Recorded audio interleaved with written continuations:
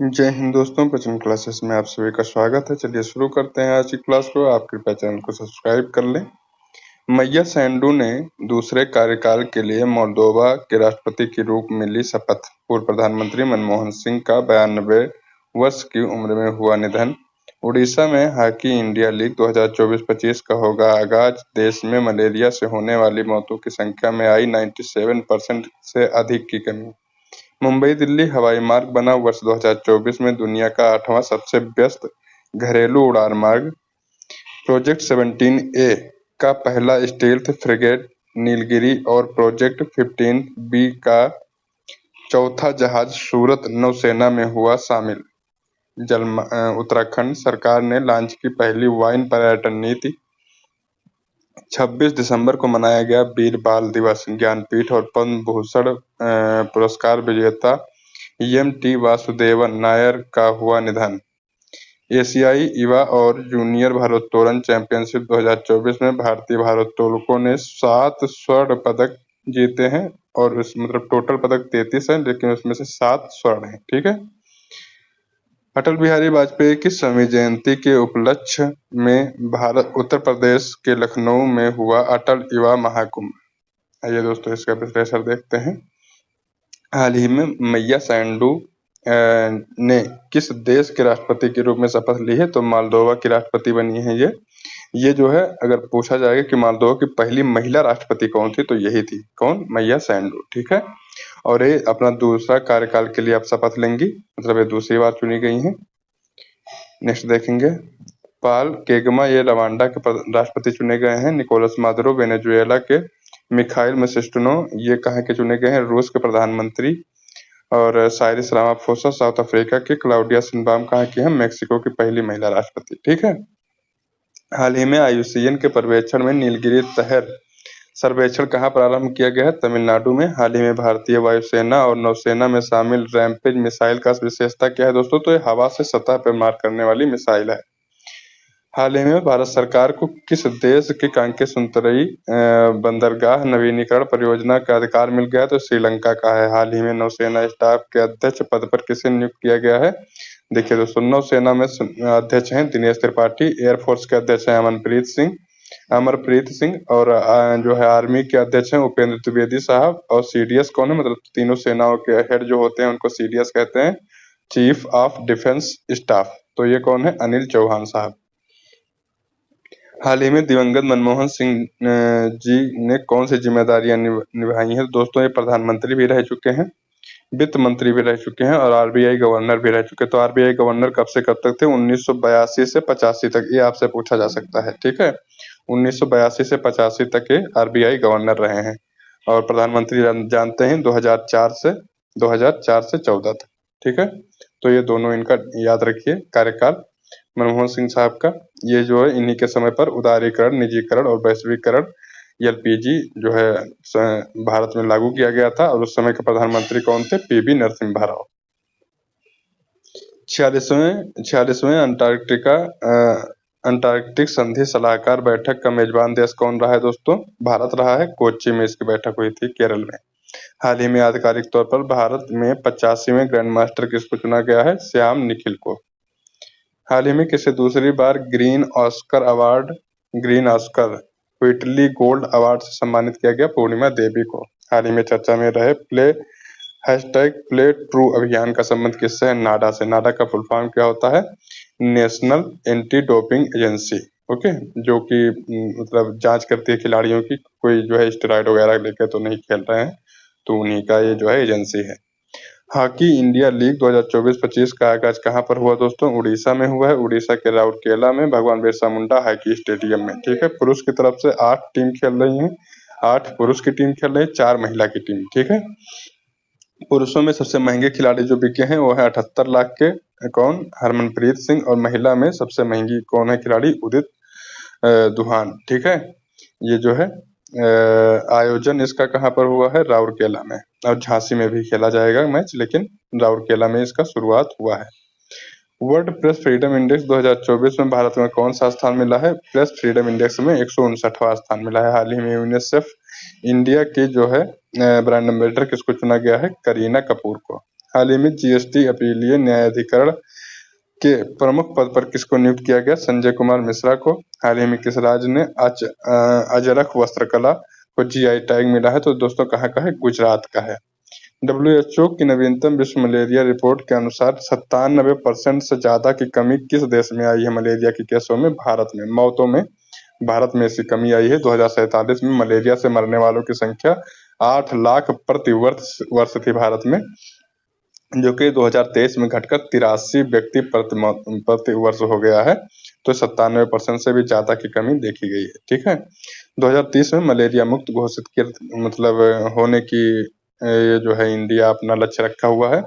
इस बार जो 2023 की रिपोर्ट आई है, इसमें लद्दाख, लक्षद्वीप और पुदुचेरी ऐसे जो है राज्य हैं जहां पर एक भी मौत मलेरिया के कारण नहीं हुई है। हाल ही में केंद्र सरकार ने कहा 8 रेलवे स्टेशनों के नाम परिवर्तन कर दिए थे? तो जो अमेठी जिला है उत्तर प्रदेश का, वहां पर 8 रेलवे स्टेशनों के नाम चेंज कर दिए गए थे। हाल ही में पैराफिन ईंधन से संचालित रॉकेट्स SR-75 का पहली बार सफल प्रक्षेपण किसने किया था? तो ये दोस्तों हाई इम्पल्स एक कंपनी है। हाई इम्पल्स कहाँ की है? ये जो है आपकी जो है ब्राजील की कंपनी नहीं, ब्राजील की नहीं है, ये जर्मनी की कंपनी है। ठीक है, जर्मनी की कंपनी है। तो हाई इम्पल्स, ओके, तो इसी ने ये जो है पैराफिन ईंधन से संचालित किया था अपना रॉकेट। हाल ही में कांस 2024 में मानद पामडी ओर से किसे सम्मानित किया गया दोस्तों? मेरिल स्ट्रीप को। ठीक है, हाल ही में पुरुष और महिला दोनों वर्गों में थॉमस और उबेर कप 2024 का विजेता कौन रहा है? चीन रहा है। हाल ही में OAG की वर्ष 2024 में दुनिया के सबसे व्यस्त घरेलू उड़ान मार्ग की सूची में मुंबई दिल्ली का जो मार्ग है वो कौन सा स्थान मिला है? उसको 8वां स्थान मिला है। फर्स्ट पर कौन है? जेजू से सियोल शहर। ठीक है, कहाँ का? साउथ कोरिया का, जेजू से सियोल। हाल ही में पेंशन विभाग ने सरकारी सेवानिवृत्त लोगों के लिए कौन सा एकीकृत पोर्टल लॉन्च किया है दोस्तों? भविष्य पोर्टल। पूछेगा भविष्य पोर्टल किसने लॉन्च किया है? तो पेंशन विभाग ने। हाल ही में भारतीय सेना और वायुसेना के संयुक्त अभ्यास गगन स्ट्राइक सेकंड का आयोजन कहाँ पर हुआ है दोस्तों? पंजाब में हुआ है।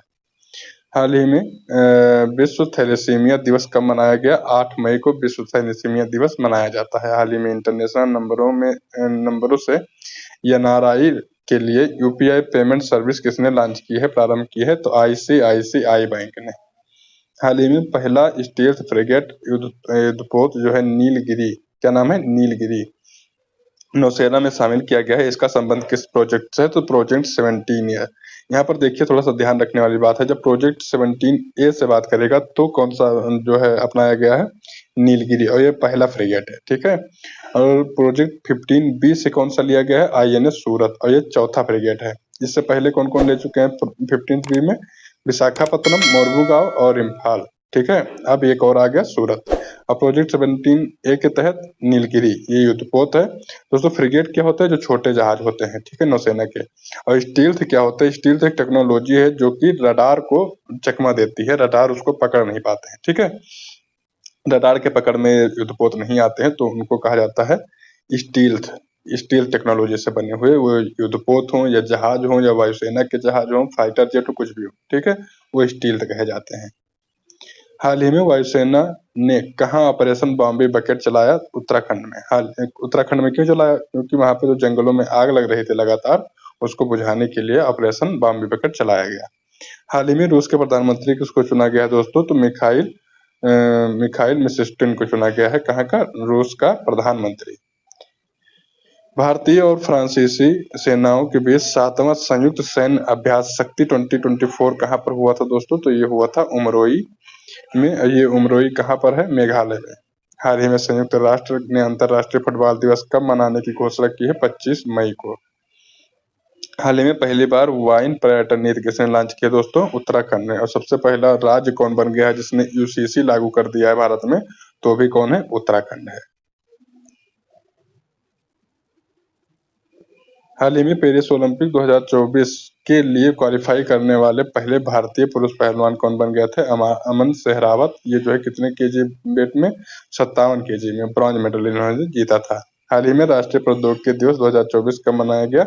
11 मई को मनाया गया। 30वीं सुल्तान अजलान शाह ट्रॉफी ठीक है। 2024 का विजेता कौन रहा दोस्तों? तो विजेता रहा है जापान। हराया किसको था? तो पाकिस्तान को हराया था जापान ने। और ये पूछा जाए कि कहाँ पर हुआ था ये, तो मलेशिया में हुआ था। ठीक है। होस्ट कंट्री कौन थी? मलेशिया। प्रतिवर्ष दुनिया भर में अंतर्राष्ट्रीय नर्स दिवस कब मनाया जाता है? तो 12 मई को मनाया जाता है अंतर्राष्ट्रीय नर्स दिवस। हाल ही में वीर बाल दिवस 2024 कब मनाया गया? 26 दिसंबर को मनाया गया वीर बाल दिवस। ठीक है। इसकी घोषणा कब हुई थी कि वीर बाल दिवस 26 दिसंबर को मनाया जाएगा? तो पहली बार कब मनाया गया था? 26 दिसंबर 2022 को। ठीक है। 26 दिसंबर 2022 को इसकी घोषणा हुई थी। प्रधानमंत्री मोदी जी ने शुरू किया था इसको। ठीक है।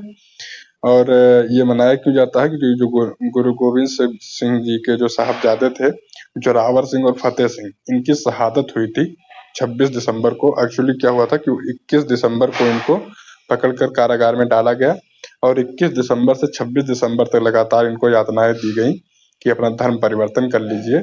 इन्होंने धर्म परिवर्तन से मना कर दिया और आखिर में 26 दिसंबर 1705 को इनको क्या किया गया कि ईंटों की दीवारों में जिंदा चिनवा दिया गया। ओके, दोनों भाइयों को। तो इसी दिन माना जाता है इनका मृत्यु हुआ और उसी के दिन बाल जो है वीर बाल दिवस के रूप में इसको मनाया जाता है। हाल ही में लॉन्च भारत का क्रांतिकारी जनरेटिव चैटबॉट प्लेटफॉर्म कौन सा है? हनुमान। हाल ही में ईरान ने शहीद बेहेश्ती बंदरगाह के संचालन के लिए किसके साथ 10 वर्ष का अनुबंध किया है? किसके साथ में? इंडिया और ईरान। ठीक है। चाबहार बंदरगाह भी इंडिया और ईरान मिलकर इसको डेवलप कर रहे हैं। हाल ही में भारत ने पहली बार कहाँ भारत पर्व का आयोजन किया? कांस फेस्टिवल में। हाल ही में साहित्य अकादमी फेलोशिप से किसे सम्मानित किया गया है? रस्किन बॉन्ड को। ठीक है। हाल ही में दिवंगत ज्ञानपीठ पुरस्कार विजेता एम टी वासुदेवन नायर का संबंध किससे है दोस्तों? केरल से है। एम टी वासुदेवन नायर उपन्यास इनका क्या है? एक उपन्यास इन्होंने लिखा था नालुकेटू। ठीक है। तो एक मलयालम भाषा के लेखक, मलयालम में अपनी जो है लेखनी लिखते थे। उपन्यास इनका है नालुकेट्टू। इतना थोड़ा सा याद रखिए, बहुत ज्यादा इंपॉर्टेंट नहीं है, केवल देख लीजिए। ज्ञानपीठ पुरस्कार 1995 में मिला, पद्म भूषण 2005 में और 2022 में इसको केरल ज्योति पुरस्कार मिला था। हाल ही में शोधकर्ताओं ने 140 वर्ष के बाद दुर्लभ वृक्ष प्रजाति उनियाला मल्टीब्रैक्टिटा का खोज कहाँ पर किया था? पश्चिमी घाट में। हाल ही में सिंगापुर के चौथे प्रधानमंत्री के रूप में शपथ किसने लिया है? लॉरेंस वोंग ने। हाल ही में भारतीय वायुसेना ने पहली बार स्वदेशी मोबाइल अस्पताल भीम का परीक्षण कहाँ पर किया था? आगरा में किया था परीक्षण। और अगर पूछा जाए कि प्रधानमंत्री मोदी ने इसको किसको गिफ्ट दिया था दोस्तों, तो यूक्रेन को गिफ्ट किया था। 4 मोबिलिटी जो हॉस्पिटल हैं ये भीष्म, यूक्रेन को गिफ्ट किया था प्रधानमंत्री मोदी जी ने। हाल ही में नीरज चोपड़ा ने फेडरेशन कप में कौन सा जो है पदक जीता था? तो गोल्ड मेडल जीता था। हाल ही में एशियाई युवा जूनियर भारोत्तोलन चैंपियनशिप 2024 का आयोजन कहाँ पर हुआ है? तो कतर है। होस्ट कंट्री कतर है। भारत ने इसमें तो मतलब 33 टोटल मेडल जीते, जिसमें से 7 गोल्ड हैं, सिल्वर 16 हैं और जो है 10 के हैं ब्रॉन्ज मेडल। कॉमनवेल्थ गेम कहाँ पर हुआ था? एक बार थोड़ा सा रिहर्सल कर लीजिए, इसका जल्दी से देख लीजिए। तो कॉमनवेल्थ 2026 वाला ग्लासगो में होगा, ओलंपिक 2028 वाला लॉस एंजलिस अमेरिका में होगा, एशियान गेम कहाँ पर? जापान में होगा। टी20 वर्ल्ड कप जो है कहाँ पर मेल वाला हुआ था? तो मेल वाला हुआ था यूएसए और वेस्ट इंडीज में। टी20 फीमेल वाला यूएई में जो है होस्ट हुआ था और जीता कौन था? न्यूजीलैंड जीता था। ठीक है। और टी20 वर्ल्ड कप मेल वाले में किसने जीता था? भारत जीता था। 45th शतरंज ओलंपियाड ये जो है कहाँ पर हुआ? हंगरी में हुआ। जीता कौन? भारत। मेल और फीमेल दोनों में भारत जीता था, गोल्ड मेडल जीता। ठीक। हाल ही में भारत सरकार ने किसके साथ भारत मध्य पूर्व यूरोप आर्थिक गलियारे पर पहले दौर की वार्ता शुरू कर दी है? इंडिया और यूएई ने। हाल ही में किस देश के माउंट ईबू ज्वालामुखी में भयंकर विस्फोट हुआ? तो ये कहाँ का है दोस्तों? इंडोनेशिया का है। मेरापी भी इंडोनेशिया का, कराकातोआ भी इंडोनेशिया का। हाल ही में आपराधिक न्याय प्रशासन पर सम्मेलन का आयोजन कहाँ पर हुआ? गुवाहाटी में। हाल ही में अंतर्राष्ट्रीय संग्रहालय दिवस 2024 का मनाया गया 18 मई को। ठीक है। तो दोस्तों एक क्लास यहीं पर पूरी हो गई और आपसे निवेदन है कृपया चैनल को सब्सक्राइब कर लें। मिलेंगे नए क्लास में, तब तक के लिए नमस्कार, धन्यवाद।